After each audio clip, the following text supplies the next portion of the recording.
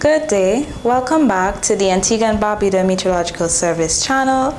I'm Trisha Humphreys, bringing you your tropical weather update for today. Now, this morning we experienced some showers and some thunderstorm activity over the Leeward and British Virgin Islands and the rest of the Eastern Caribbean this morning as a very strong tropical wave moved across the area. This satellite imagery shows a mass of clouds over the Leeward and British Virgin Islands and some lightning and thunderstorm activity over the northern Eastern Caribbean. Now we're expecting this tropical wave to move further to the west as the day continues, and a decrease in cloudiness and showers is expected for the rest of the day.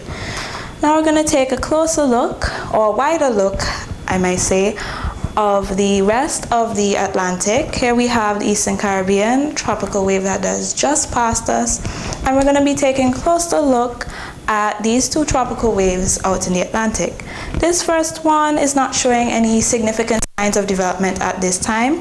However, this tropical wave, we're going to see that it's going to show some signs of development later on next week. So taking a look at the tropical weather outlook, we have the tropical wave that has just passed us, has a 40% chance of development in the next 7 days, but a 0% chance in the next 2 days.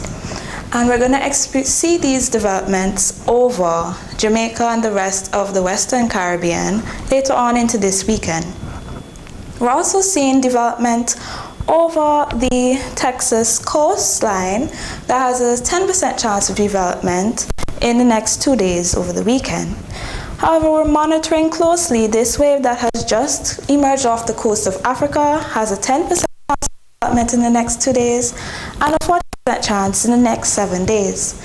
Now we're going to take a look at the model guidance for this system. We're seeing that a low center will develop further on into this weekend and approach the islands by next week. However, it's showing the GFS model in particular is showing some weakening of this system as it approaches us.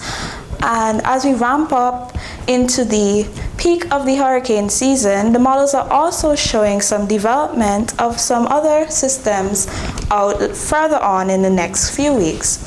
However, models change very quickly, and we're still monitoring and giving you updates on these systems. Other models like the ICON model is in close agreement with the GFS model, showing the system that we're monitoring developing north of us, however, and the European model is not showing any development of this system at this time.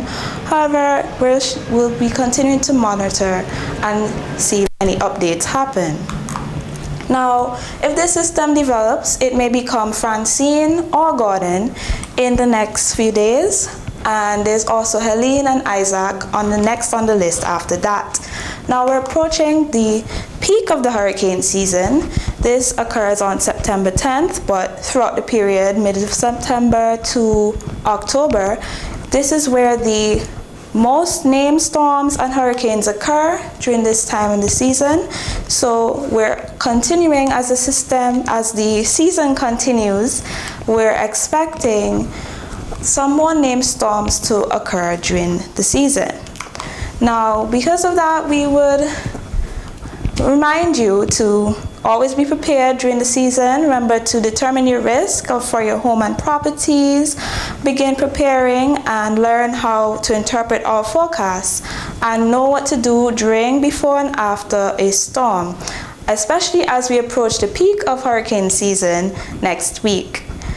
Remember to always follow us on our social media platforms, Facebook, YouTube, and X at Antigua and Barbuda Meteorological Service.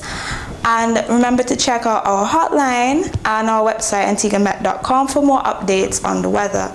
I'm Trisha Humphreys, wishing you a pleasant day and stay safe during this hurricane season. Thank you for watching.